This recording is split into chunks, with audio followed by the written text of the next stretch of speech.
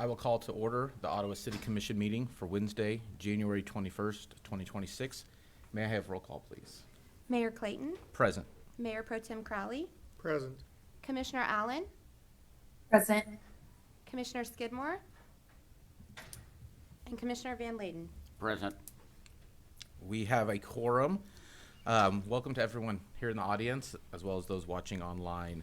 We will do the Pledge of Allegiance, followed by the invocation by Michael Schooley with Crosspoint Community Church. I pledge allegiance to the flag of the United States of America and to the republic for which it stands, one nation, under God, indivisible, with liberty and justice for all.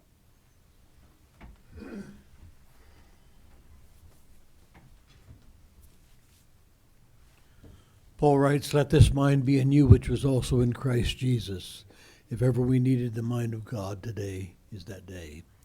Would you join me in prayer? Gracious Heavenly Father, we thank you for this day. This is the day the Lord has made, and we will rejoice and be glad in it. I pray, Lord, for the minds and the decisions that are being made today, not only locally but nationally and internationally. We seek the mind and the wisdom of Almighty God.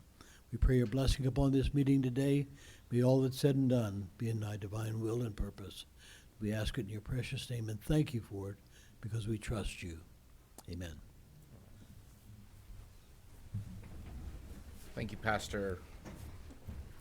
That'll take us to item 6, public comments. We have none registered.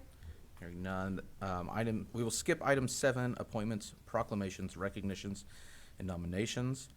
Item 8 is the consent agenda, which consists of minutes from January 14th, 2026 meeting, December 2025 financial monthly report, and an agenda approval. Motion to approve.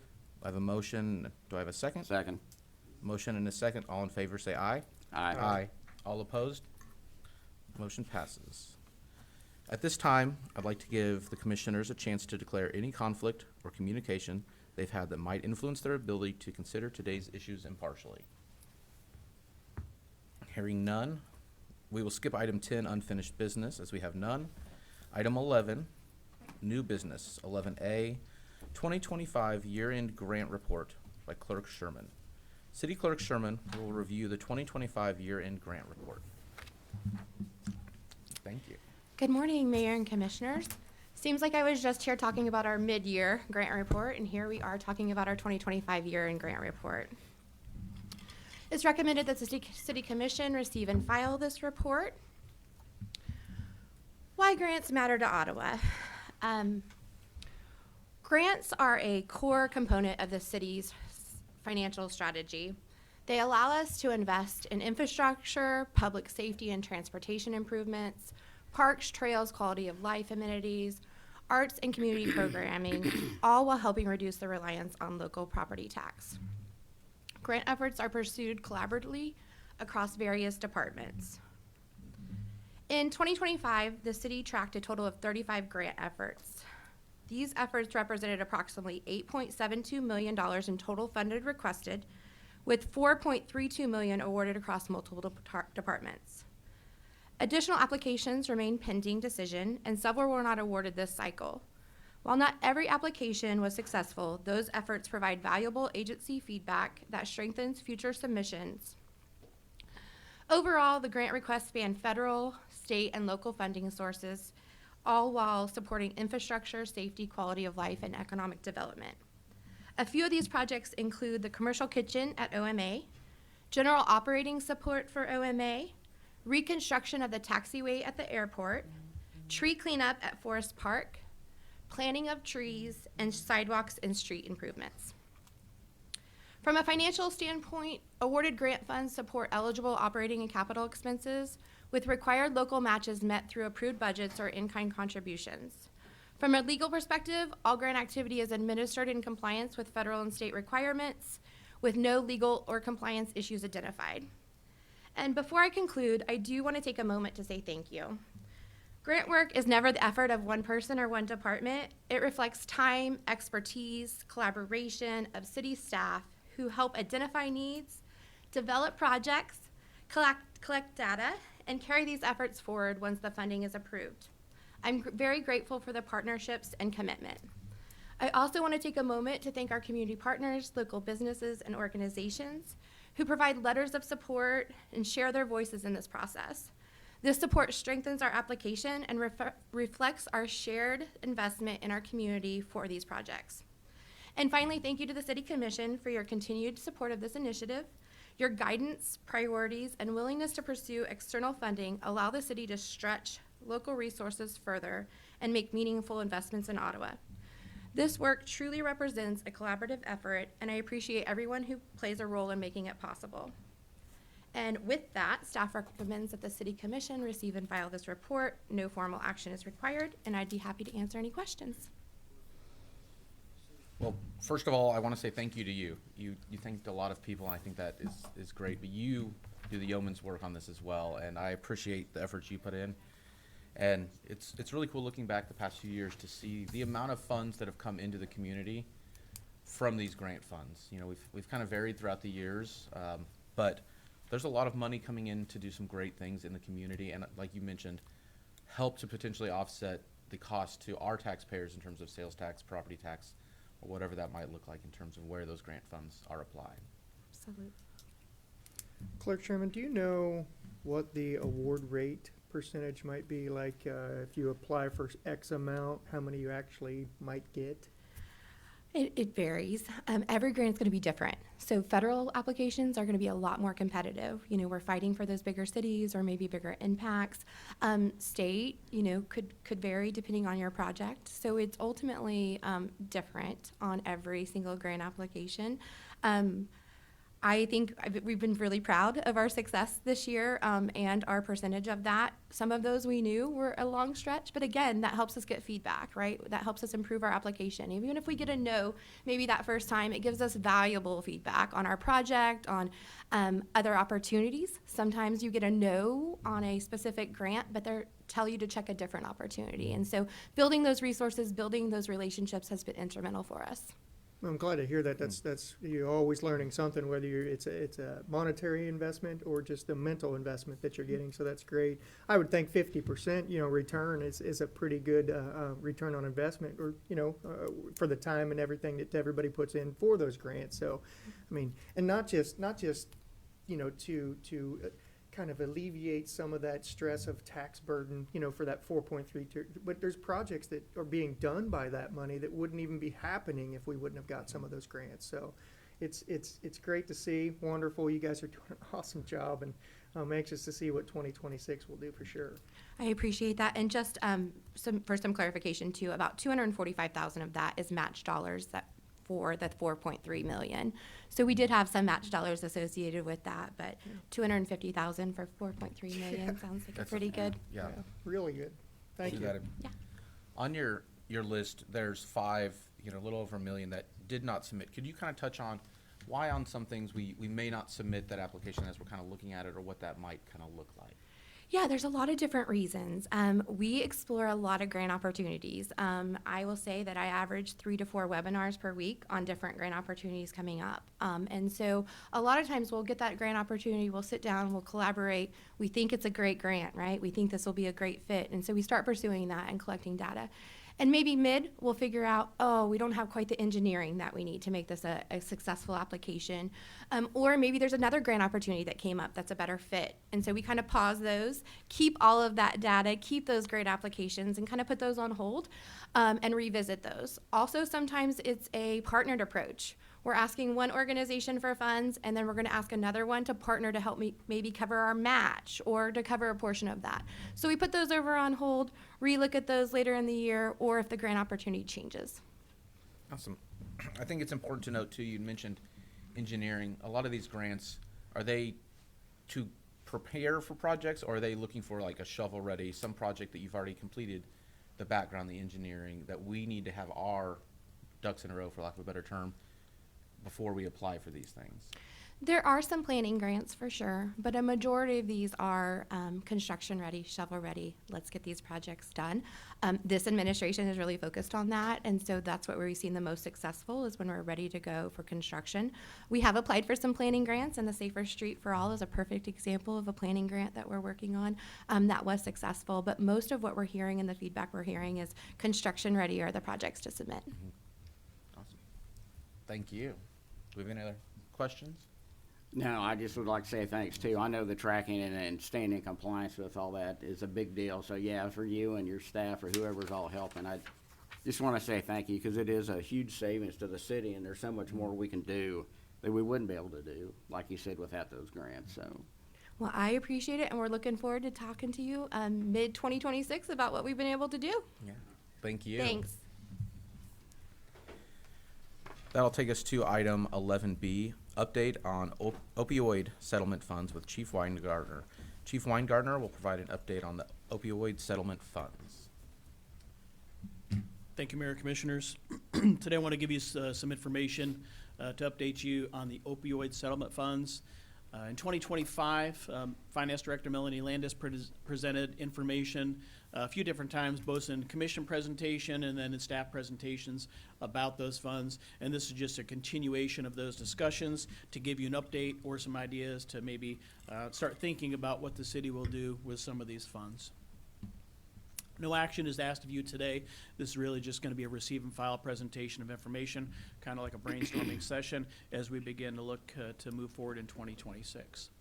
So the Kansas legislature enacted the Kansas Fights Addiction Act in 2021 after the state reached multiple settlements with pharmaceutical companies as part of an ongoing effort to bring accountability to those that fueled the opioid addiction crisis and to provide funds to support addiction services.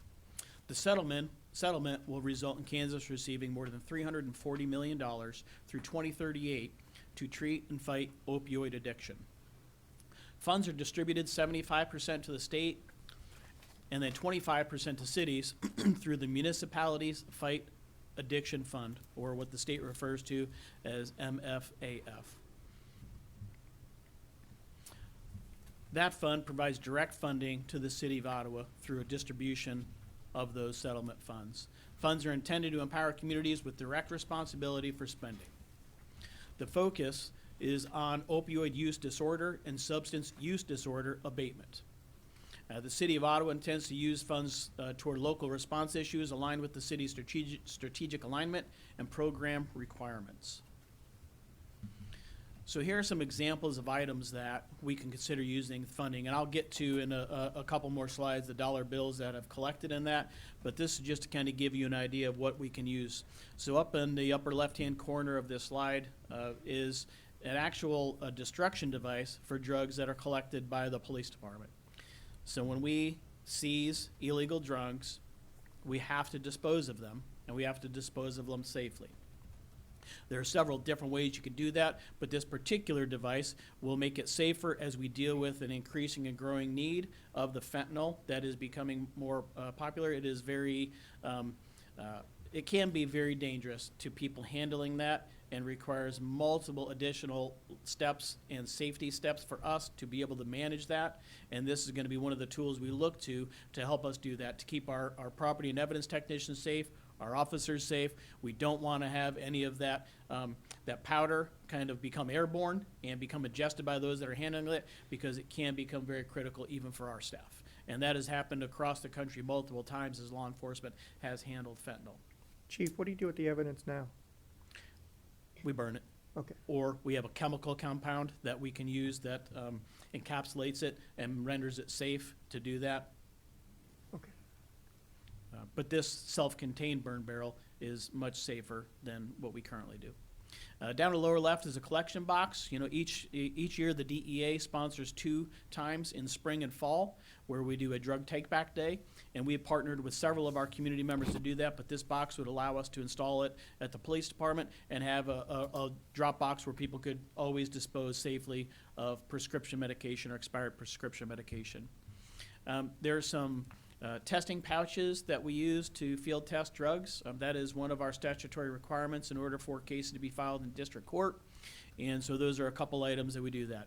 On the right is a device that can actually, is much safer than field testing, because when you field test items, you actually have to handle them. Of course, we do that with proper PPE, but the device on the right would provide a spectrum analysis of the item that we have and is able to display what it is without us having to handle it. It can look through packages, it can look through bags to give us a response back of what that field test might be. And of course, how we respond. So over the last couple of years, certainly for the law enforcement and fire department, we've responded to many overdoses, both intentional or accidental, where we have people found unresponsive.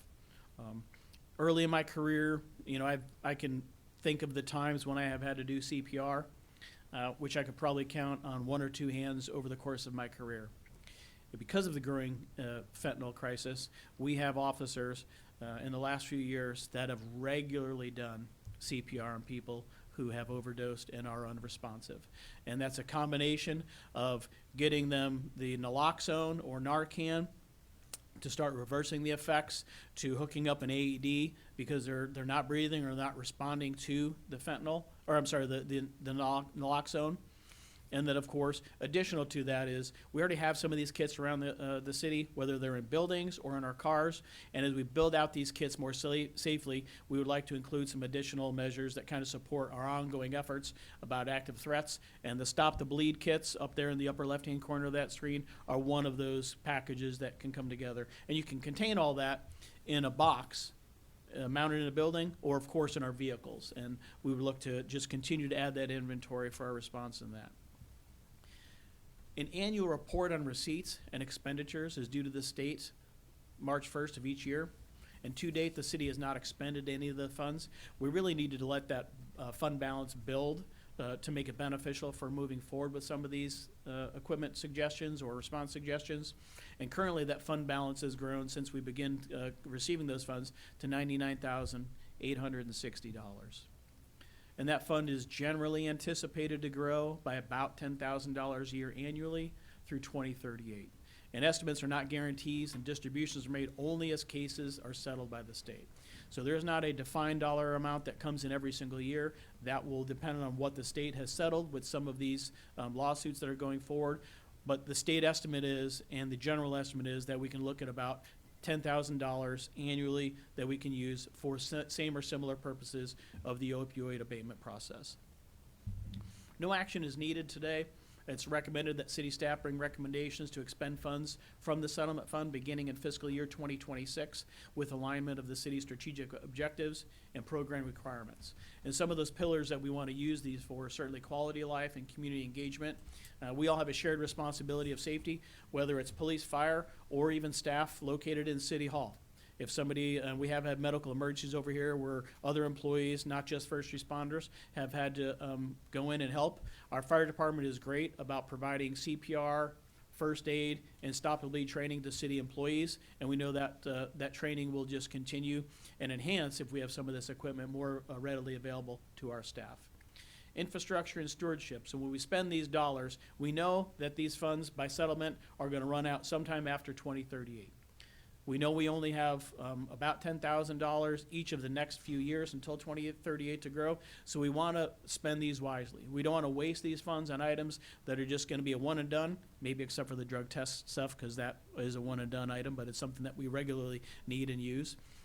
But we want to look at items that when we make this large of an investment, we get some years return on that. Certainly the AED equipment, the first aid equipment, some of the drug testing equipment will live well past 5 years for sure on that. And then safety and education, we want to foster safety and have a resilient community.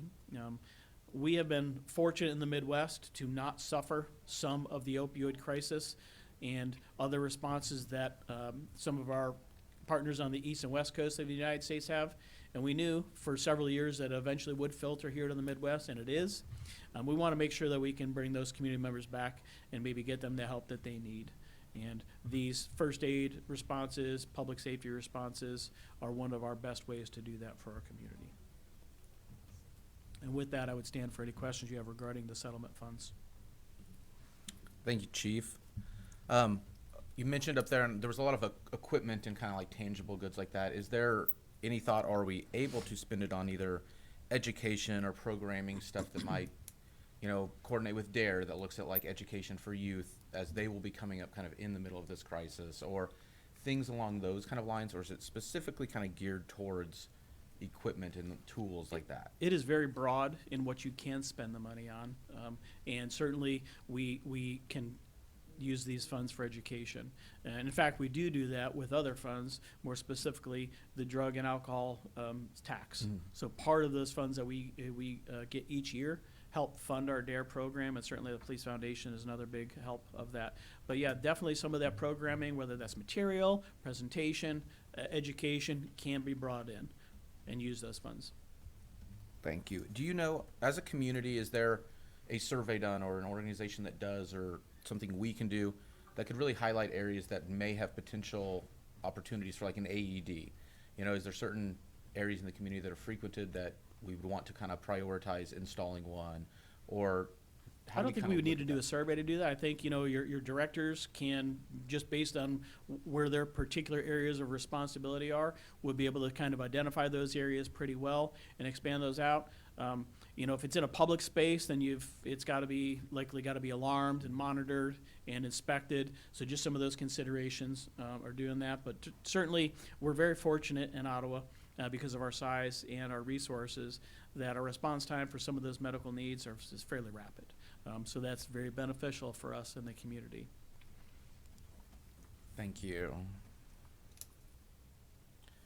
We have any other questions for Chief?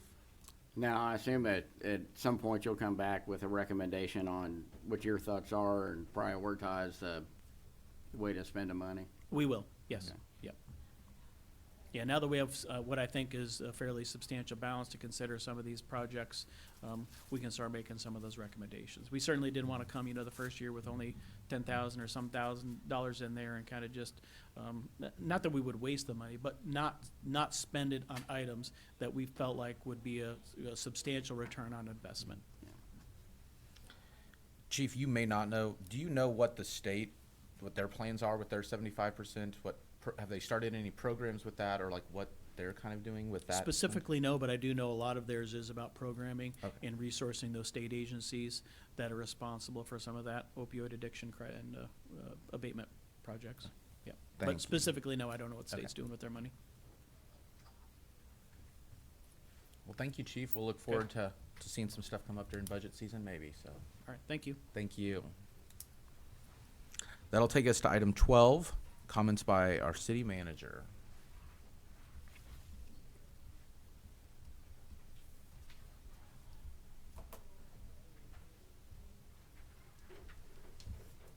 Good morning, Mr. Mayor and Commissioners. Give you some operational highlights here in terms of things that have been going on with our Utilities Department and Public Works. It is the rubber meeting the road in terms of government work, mowing and grading and clearing up stormwater issues. We see here that there's some work by utilities on lighting transfers and maintenance on runs 3 and 4. Here's some field footage from the maintenance and repairs to a storm box at the intersection of First and Elm. We do have some current open positions. If anyone who's watching is looking to make a job change, we have a water plant operator. Our planner position remains open until the end of the month, and looking for a police officer as well. So if anybody's watching and wants to join the city team, we'd love to have you on board. Upcoming events, the Chamber Annual Dinner is next week on Kansas Day, January 29th. Of course, the day before, the City Commission will be in Topeka for the League of Municipalities annual meeting. And I think many of you plan to attend that. And then we've got some, on 31st of this month, the Murder Mystery Dinner Theater at OMA. I want to encourage people to get out and support the auditorium. So, as you know, next week's meeting is canceled. We do have some tentative items for the February 4th agenda for your discussion and review, including the interviews for open board positions, the Pathways resolution for that multimodal project, and then active projects and fourth quarter updates for everyone, which we'll be getting to you by the end of the month. Excuse me, we have them ready for you by the end of the month, but you'll get them first week of February because of LKM. I want to talk about water rates for a second. Back in 2023, the commission took the step of creating kind of a 5-year plan to make sure that the water and wastewater funds of the city were solvent. We are seeing increased demand increased regulation from federal agencies, and of course, as equipment ages, we've got physical plant that has to be updated and maintained. All of that combines to make it critical that we look ahead and that we plan out rates for the future so that we continue to provide the best possible drinking water for our citizens, and we're able to keep up with our obligations to treat wastewater before we release it back into the Meridazine and it goes on downstream. So the commission at that point adopted a resolution for a 5-year phase up in terms of rates for water and wastewater. We are coming up on the 4th of those 5 increases, and that will take place after March 1 of this year. We are putting out some social media information through communications to let people know what's coming. The base charge for water this time is not increasing. It remains at $10 per meter per month, but the actual charge for usage is going up a little bit.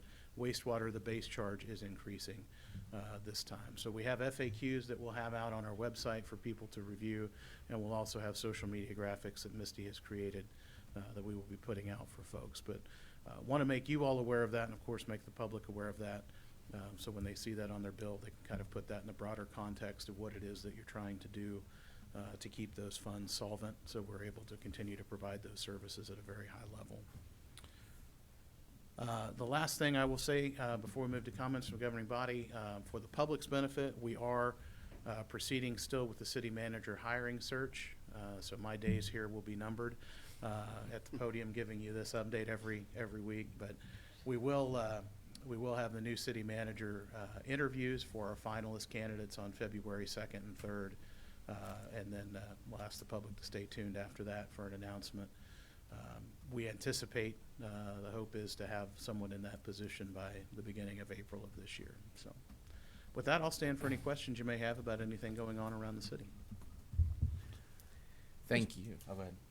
Mr. Finch, can you explain the dynamics of the relationship between the city and the rec center, or ORC? And the reason I ask that is because we're tasked with filling that board, but we don't fund the ORC. So I think there's some confusion there about what we actually, our job is when it comes to the ORC. So Kansas statute has a few ways, the legislature gave a few ways for recreation commissions to be established around the state. You can have city-owned or city-only recreation commissions where you all would appoint all of the members, and their taxing authority would be no greater than the city limits of the city. You can have school district-only recreation commissions that are appointed by school districts, and their taxing authority goes only so far as the school district. And I think there's a county option in there too to do countywide recreation districts. Some counties in the state actually have a sports authority that can be created as well, but that's not really relevant to this part of the conversation. Ottawa and USD 290 came together to create a joint city school recreation commission. That is fairly common. The taxing boundaries for the ORC are the school district boundaries. So if your property is in the USD 290 school district, you also pay a levy for ORC, Ottawa Recreation Commission. Very similar to what happens with the library and the city. So the library sets that mill levy by statute. You just have to pass it through. Recreation Commission sets a mill levy by statute. School district just has to pass it through, and the county collects all of that revenue. Because it's a joint recreation commission, the governing board is made up of representatives appointed by the school district and representatives appointed by the city commission, and then the 5th spot is an at-large position that the rest of that board selects. So there's a 5th position that the 2 city and 2 school district representatives select to be on that board. You have no direct oversight of the Recreation Commission. You don't direct their programming. You don't hire and fire their staff. That is a function of that board of 5, and that duty is created by statute and set out in statute for that board to govern the Recreation Commission. What you do ostensibly have some say over is city facilities. And for example, the Recreation Commission manages the city pool.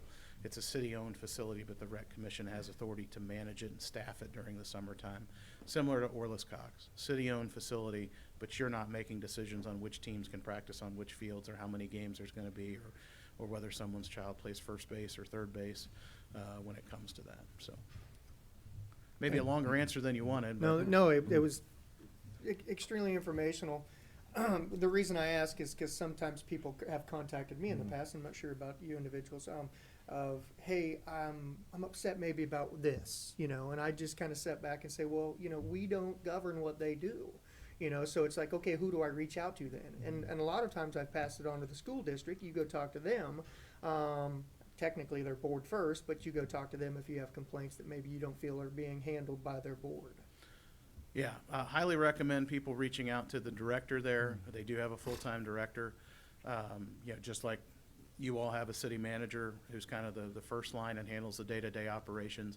And if they have a policy concern, they don't, for example, they have an issue with a fee, or they have an issue with the way a building is staffed or when it's open or something like that, that might be a policy question that's better for the board to discuss. But I know that Phil, the director there, is happy to visit with people if they have concerns, and I'm sure all of those board members would be happy to. So, if there's a question about rec programming in what ORC does, those would be the proper folks to talk to. Thank you. Appreciate the information. Do you know on that, has there been any discussion, thinking about a few weeks ago, we selected kind of what positions city commissioners would fill on boards. Most of them are ex officio, so we don't have voting rights. We're just kind of there for transparency, visibility. With us, owning facilities that they operate, is there any conversation, or was there thought when it was kind of formed about the school district and the city having an ex officio, someone on that board, just to kind of see those meetings and fill those kind of things? There was not at the time. I would tell you that by statute, there is no provision for ex officio members on that board. The statutes are very clear about the number of representatives on the board and who appoints them. I think, to do that, obviously they're open public meetings. They're subject to the Open Meetings Act, and city representatives can attend any of those if they want to. As far as having a board spot for the purpose of giving input, I don't know that discussion's ever been had in my tenure. Okay. Thank you.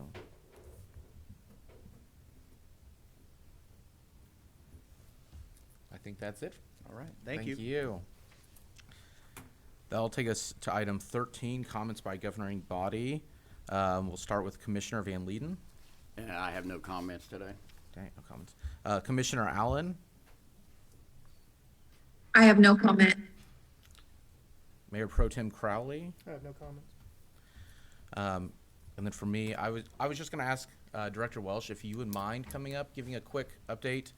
We're kind of looking at our first winter storm of the season, and I know you updated us on the snow plan, snow removal, what that kind of looks like, road treatment a few weeks ago. So you don't need that full presentation. Could you just kind of give a quick, what we're looking at this weekend for folks who may not know what weather's coming? Maybe we can potentially? talk it out of existence. Yes, That was right. the plan from the I beginning. think it's like if you get a car wash, it rains, right? Exactly, So exactly. if you So buy speak- ice melted, We'll we speak won't it get into it. existence that it's gonna be sunny and we'll say 50. Yeah, We'd be happy with that's- that, right? No, so what the plan is, operationally, we will begin Friday with the pre-treatment of the roads that we had talked about before. So salt brine you'll start to see those, the white lines going over your overpasses and through your main corridors throughout town. And then once the snow starts to accumulate, it sounds like it's probably gonna begin Friday night into Saturday morning. We'll have crews of about 10 to 12 folks on 12-hour shifts starting then, once it gets to that 2-inch mark. And they will just continue those 12-hour shifts from midnight to noon until the roads are cleared. Awesome.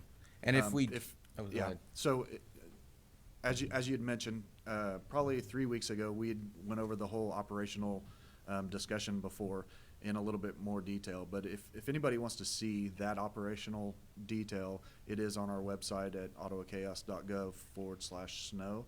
And it will break out everything into detail, meaning the different priorities. We have 3 different sets of priorities, the 1s, 2s, and 3s being priority 1s being the 2 main highways, 59 and 68 highways. Those would be priority 1. Priority 2s being our main arterials, and the collector streets that would take you to those main highways, and then priority 3s being your residential areas. But the document on the website would give you great detail of what that looks like, and it also has that map showing where those specific roads are. Thank you. You'd mentioned 2 inches of snow is kind of our threshold on that. What does it look like? I know they've talked about sleet, freezing rain. If it's more ice than snow, for you guys, kind of what does that look like, or what does that change for you guys? Yeah, so obviously, we're not gonna have a threshold as far as the limit on the ice, but if it's calling for ice, we would still have that same group. The group wouldn't be quite as large because we have some help from our utilities and parks department to help clear the snow off the streets, but when it comes to the ice, we don't have as many, we don't have as much ice removal equipment, so then it would just be limited to about crews of about 6 that would be doing the ice removal. But as soon as that starts to happen, we start operations immediately. As soon as it starts sleeting, any type of ice forming. Yeah. So we're not waiting for a quarter inch of ice before anything happens. As soon as it starts, we're out there working. Yeah. Awesome. Well, thank you. And so, like you mentioned, we have a page on the website for snow removal information. Is that 2-inch threshold when, if you see a road sign that says emergency snow en route or tow zone, what is that threshold when those zones kind of become that true zone where vehicles would be towed potentially? So the way that the ordinance is written, it says that at that 2 inches, we can start moving cars at that point.